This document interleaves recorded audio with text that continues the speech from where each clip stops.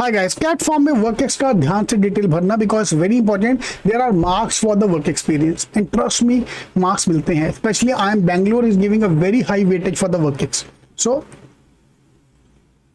number one point to be taken care of, your work ex have to be as per July 31st. आप काम करते जा रहे हो ऑब्वियसली, आप अपना जीडीपी रहेगा मोस्ट प्रॉब्ली फेब या मार्च 2025 में, तब का वर्क एक्स अलग डालना पड़ेगा. जब कैट का फॉर्म जब तुम आईएम का इंटरव्यू देने जाओगे then again we have to fill that, वो बात की बात है. अभी के लिए they are asking you to fill the work ex only till July 31st. तो please count the number of month and only fill the work ex till July 31st. Okay, number one point. Number two, only full-time work experience after graduation must be entered. तो अगर आपने college के साथ साथ job किया था वो count नहीं होगा. अनफॉर्चुनेटली अगर आपने कॉलेज में अपनी कंपनी खोल दी थी, ठीक है, स्टीव जॉब फॉर एग्जांपल जिसने कॉलेज ड्रॉप आउट लेके अपना कंपनी खोला, उनका भी वर्क एक्स काउंट नहीं करते लोग. Only full time work ex after graduation is to be entered.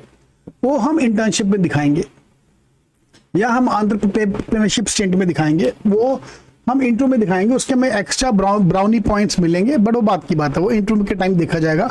अभी के लिए unfortunately there is no marks assign for that, ठीक है, सैडली.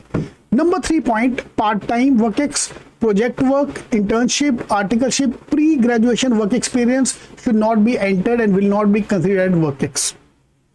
अब पंगा पड़ता है स्पेशली सीए लोग को, क्योंकि सीए लोग का जो इंटर्नशिप होता है, आर्टिकलशिप होता है, that's a proper work experience, but यहाँ पे वो काउंट नहीं कर रहे.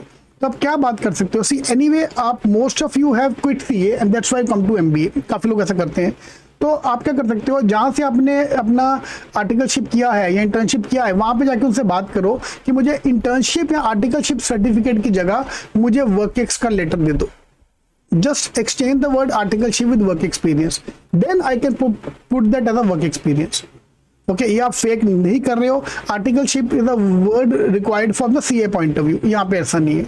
या अगर आप कोई फ्रेंड के साथ काम कर रहे हो, पार्ट टाइम जॉब कर रहे हो, उनको आप बोल सकते हो कि फुल टाइम दिखा दो ऑफिशियली ऑन पेपर, तभी उसका फायदा, नहीं तो कोई फायदा नहीं है. ठीक है, please enter the number 4 instruction. Please enter the exact date you started working in the industry and date you finally exited the particular industry. मोreover, please mention the number of days you were temporarily exited the particular industry in the break in the experience box.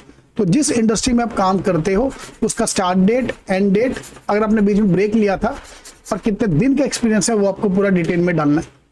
ठीक है, तो these are the few things जो to take care of. So those are in college, don't worry about that. आपको ये form भरने का जरूरत नहीं है. तो मैंने भी ब्लैंक आगे जाके देखा, वो आगे जा रहा है. ऐसा नहीं कि यू हैव टू सबमिट, ये खाली भी हम छोड़ सकते हैं, कोई टेंशन नहीं है. तो प्लीज आप अपना, अगर वर्क एक्स है तो please do mention the work x. अगर आर्टिकलशिप है, ठीक है, तो उसको आप कन्वर्ट कर सकते हो.